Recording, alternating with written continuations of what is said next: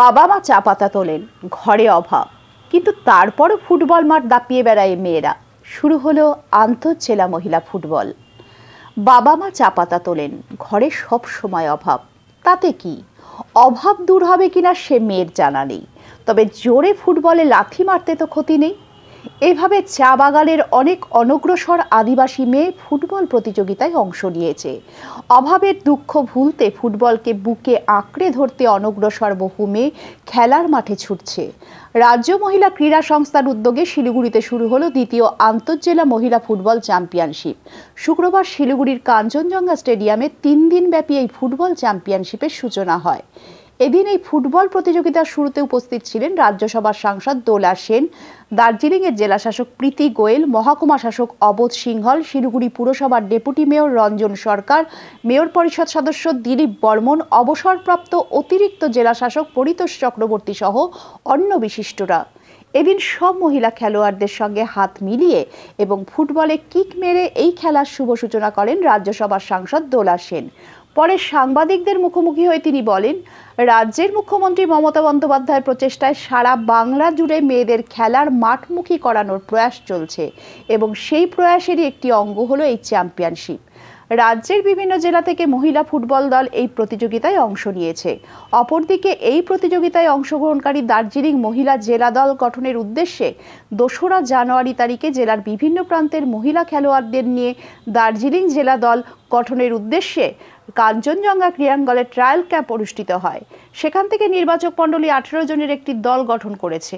দলের নির্বাচিত খেলোয়াড়রা হলেন হেমন্তী মাঝি, বিদিশা তিরকে, দীপা মণ্ডল, প্রিয়াঙ্কা খাওয়াস, মমতা রায়, অমিতা তিরকে, ববিতা সিনহা, রাখি মুন্ডা, শিবানী শর্মা, নমিতা মাঝি, সোনিয়া লাকড়া, প্রমীলা দাস, রিয়া কুমারী, নিকিতা শয়, অঙ্কিতা দার্নাল, রিয়া সরকার, ঈশিতা ওরাও, নেহা মাঝি। দলের কোচ ও ম্যানেজমেন্ট নির্বাচিত হয়েছে যথাক্রমে রাজু জয়সওয়াল ও সুপ্রভা পাল। প্রবীণ মণ্ডল ও কার্তিক পাল দলের সঙ্গে পরামর্শদাতা হিসাবে নির্বাচিত হয়েছেন। এ খবর জানিয়েছেন দার্জিলিং জেলা মহিলা ক্রীড়া সংস্থার তরফে অমল আচার্য।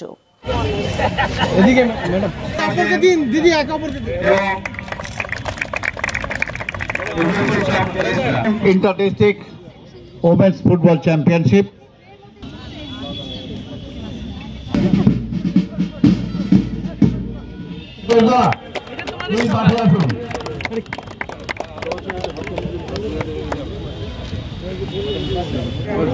दार्जिलिंग महिला क्रीड़ा संस्थार पक्ष থেকে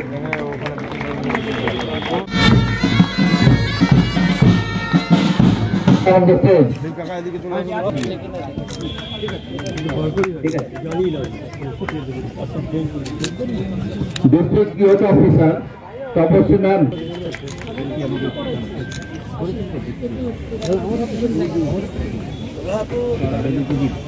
एरपरे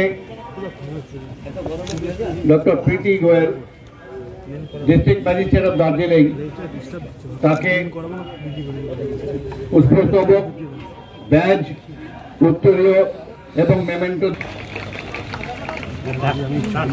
छवि अवध सम्बर्धना जाबेन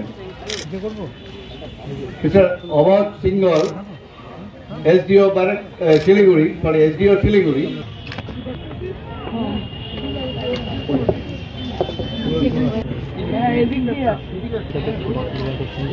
দেখুন, আমাদের মুখ্যমন্ত্রী মমতা বন্দ্যোপাধ্যায় সব ব্যাপারে একজন উৎসাহী মানুষ, খুব কর্মোদ্যোগী মানুষ। খেলার বিষয়টাতেও তিনি খুবই সিরিয়াস এবং প্রচুর স্টেডিয়াম হয়েছে, প্রচুর খেলার মাঠের সংস্কার হয়েছে। খেলোয়াড়দের উৎসাহ দেওয়ার জন্য গতকালই আপনারা দেখেছেন সন্তোষ ট্রফিতে জয় লাভের পর তিনি তাদের সরকারিভাবে সহযোগিতার পাশাপাশি সব প্লেয়ারকে চাকরি দেওয়ার কথা ঘোষণা করেছেন। এটা তো খেলাকে এবং খেলোয়াড়দের উৎসাহ দেওয়ার জন্য। ফলে ওনার এই উৎসাহে সর্বত্রই খেলার ব্যাপারটা অনেক আগের থেকে অনেক এগিয়েছে, সব জায়গাতেই উৎসাহ বেড়েছে। সেরকম মেয়েরাও তো এগিয়ে আসছে, উইমেন স্পোর্টস অ্যাসোসিয়েশন সে ব্যাপারে দায়িত্ব নিচ্ছে। শুধু ফুটবল নয়, ফুটবল তো অনেক জায়গায় হচ্ছে, ফুটবল, কবাডি, ভলিবল, টেনিস, এরকম অনেক কিছু উইমেন স্পোর্টস অ্যাসোসিয়েশন উদ্যোগ নিচ্ছে এবং আমাকে ওরা অনুরোধ করেন মেয়েদের উৎসাহ দেওয়ার জন্য। আমি বেশ কয়েকটি জেলায় গেছি, বিভিন্ন খেলাতে মেয়েরা উৎসাহের সঙ্গে এবং প্রায় সবকটি জেলা উৎসাহের সাথে এগিয়ে আসছেন এটা খুব উল্লেখযোগ্য।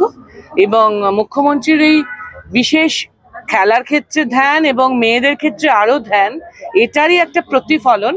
এবং উইমেন স্পোর্টস অ্যাসোসিয়েশন সেটাকে কিছুটা এগিয়ে নিয়ে যাওয়ার চেষ্টা করছে। এটা ভালো ব্যাপার, এটাকে আমরা সকলেই অভিনন্দন জানাচ্ছি এবং এর পাশে থাকার চেষ্টা করছি। জাতীয় দলে বাংলার ফুটবলে পুরুষদের প্রতিনিধিত্ব না থাকলে মহিলা দলের প্রতিনিধিত্ব আছে, অথচ নর্থ বেঙ্গলে একটা কি মহিলাদের একাডেমি করা যায় না ফুটবলে? এটা এত সহজ প্রশ্ন নয় যে আপনাকে এক্ষুনি এক্সটেম্পোর উত্তর দেব। খেলার ইনফ্রাস্ট্রাকচার নিয়ে, খেলার ভালোর জন্য আমাদের মুখ্যমন্ত্রী, আমাদের সরকার সর্বত্র একাডেমি করছেন এবং নর্থ বেঙ্গলকে আমরা আলাদা চোখে দেখি না। নর্থ বেঙ্গল সাউথ বেঙ্গলের মতো সব ব্যাপারে সমান সুযোগ পায়। অতএব আপনি এত চিন্তিত হবেন না, আমাদের সরকারের উপর আমাদের খুব ভরসা আছে। একাডেমির প্রয়োজন থাকলে নিশ্চয়ই সরকার সেটা করবে। আচ্ছা, লাস্ট প্রশ্ন, এখানে অনেকগুলো খেলা হচ্ছে, হ্যাঁ, কিন্তু মাত্র 3 দিনে প্রতিযোগিতাটা শেষ হয়ে যাচ্ছে, এটা কি আর কি লং টার্ম করা যেতে পারতো না? এটা অবান্তর প্রশ্ন। হ্যাঁ, উদ্যোক্তারা ঠিক করেছেন 3 দিনের শিডিউলে এতগুলো মেয়ের থাকা, খাওয়া, যাওয়া আসা, তাদেরও স্কুল টুল আছে, ফিরে গিয়ে তাদের ক্লাস শুরু হবে। 3 দিনের মধ্যে ওরা রোস্টার বানিয়েছেন, 3 দিনে হবে। মহিলাদের মাঠ আবার বলছি, থিঙ্ক পজিটিভ। কিন্তু 90 মিনিটের ম্যাচ কি খুব বেশি খেলতে পারবে? বলেছি তো, বিভিন্ন খেলায় ভলিবল, টেনিস, কবাডি, অ্যাথলেটিক্স এবং ফুটবল সব ব্যাপারে মেয়েরা যাতে এগিয়ে আসেন, এবং মেয়েরা এগিয়ে আসছেনও। অনেক মহিলা বাংলা থেকে ফুটবল, ক্রিকেট এবং প্রচুর ন্যাশনাল স্তরে নামও করেছেন, প্রাইজও জিতেছেন, আমাদের গর্বিত করেছেন। তারা ইন্টারন্যাশনালিও বিখ্যাত হয়েছেন। ফলে উত্তরবঙ্গ, দক্ষিণবঙ্গ নির্বিশেষে মেয়েরা খেলায় এগিয়ে আসছে, এটাই পজিটিভ। উত্তরবঙ্গে খেলাটা করাই তো হচ্ছে সেটা নিয়ে ভেবে, এবং এই ধরনের আপনি যেরকম চা বাগান বলে বলছেন, বিভিন্ন আমাদের তো নানা ভাষা, নানা মত, নানা পরিধান, বিবিধের মাঝে দেখো মিলন মহান।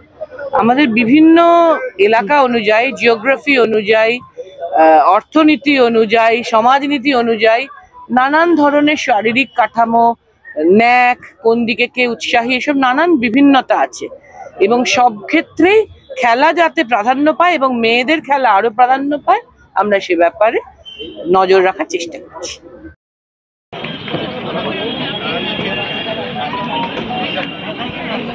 এরপরে এসডিও শিলিগুড়ি অমর সিংহল স্যারকে, এসডিও শিলিগুড়ি তাকে এখন সম্বর্ধনা দেবেন।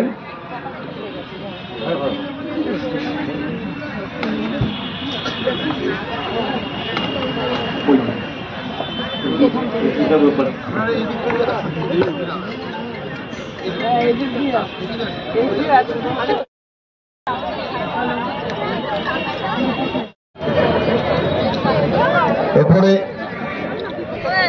মাননীয় Shri Dilip Barman, MIC sports Siliguri municipal corporation, সম্বর্ধনা জ্ঞাপন করছেন দার্জিলিং জেলা মহিলা ক্রীড়া সংস্থার সদস্য।